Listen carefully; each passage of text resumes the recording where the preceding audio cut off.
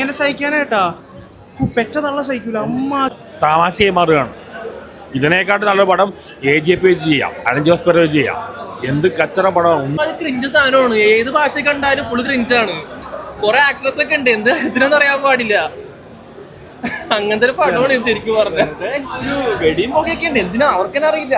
അവരങ്ങോട്ട് ഫൈറ്റ് ഉണ്ട്, അവർക്കെന്നെ അറിയില്ല എന്തിനാ ഫൈറ്റ് ചെയ്യുന്നത്, എന്തിനാ വെടി വെക്കുന്നത് അവർക്കെന്നെ അറിയില്ല. അങ്ങനെ ഒരു ഫസ്റ്റ് ഹാഫ് ഒക്കെ കാണാനേ പറ്റില്ല. അമ്മാതിരി സാധനങ്ങളൊക്കെയാണ് പഠിച്ചു വിട്ടേക്കണത്. പറഞ്ഞാൽ പിന്നെ ശോകമായി പോകും. കുറെ സാധനങ്ങളൊക്കെ ഉണ്ട് ഫസ്റ്റ് ഹാഫില്.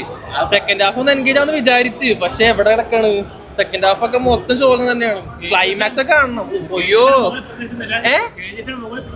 അയ്യോ, ഞാൻ സത്യം പറഞ്ഞ ഒരു പ്രതീക്ഷയാണ് വന്നത്. ട്രെയിലർ കണ്ടപ്പോൾ മനസ്സിലായി ഇങ്ങനത്തെ അവരാത് ഒരിക്കുന്നു. പക്ഷെ ഇത്രക്കും പടച്ചിട്ടേക്കുന്നത് മനസ്സിലായില്ല. പ്രൊഡ്യൂസറൊക്കെ ഈ പുള്ളി തന്നെയാണ് ചെയ്തേക്കണത്.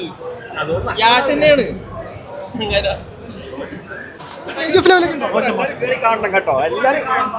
കഠിനതടവും പിഴയും, അതാണ് ഈ ടോക്സിക്. എങ്ങനെ സഹിക്കാനായിട്ടാ? പെറ്റ തള്ള സഹിക്കൂല അമ്മാതിരി ഒരു കച്ചറപ്പണം. ആരും സഹിക്കൂല കേട്ടോ. ടോർച്ചറാണ്. ഇങ്ങനത്തെ സിനിമയൊക്കെ ആൾക്കാർക്ക് അവാർഡ് കൊടുക്കണം. ഈ 2 മണിക്കൂർ 3 മണിക്കൂർ ഇത് കണ്ടു തീർക്കണതിന് അവാർഡ് കൊടുക്കണം. അമ്മാതിരി ഒരു പടം എങ്ങനെ ഒരാൾ സഹിക്കുമെന്ന്. അമ്മാതിരി ടോർച്ചർ അനുഭവിക്കാൻ ഇഷ്ടമാണെങ്കിൽ നിങ്ങൾ പോയി കാണും. സെക്കൻഡ് ഹാഫ് വളരെ മോശമാണ്. ഫസ്റ്റ് ഹാഫ് പിന്നെ എന്തെങ്കിലും കാണാന്ന് പറയാം. ഒരു ഉണ്ടേ ഇല്ല. കൂതറ പടമാണ്. ഇത്രയും ഒരു കൂതറ പടം എവിടെയും കണ്ടിട്ടില്ല. 600 കോടി പോയിട്ട് 6 കോടി ഒന്നും നേടാൻ പോകുന്നില്ല. പടം പൊളിഞ്ഞെന്ന് ഉറപ്പായി. ഡയറക്ഷൻ ഒന്നിനും കൊള്ളില്ല, വെറും വേസ്റ്റ്. യശന്റെ കരിയർ പോയെന്ന് പറയാം. 4 വർഷവും 600 കോടിയും വെറുതെ ആയി. ആളുകൾ കൂവുകയാണ്. തമാശയായി മാറുകയാണ്. ഇതിനേക്കാട്ട് നല്ല പടം AGP ചെയ്യാം, അലൻ ജോസ് പെരേര ചെയ്യാം.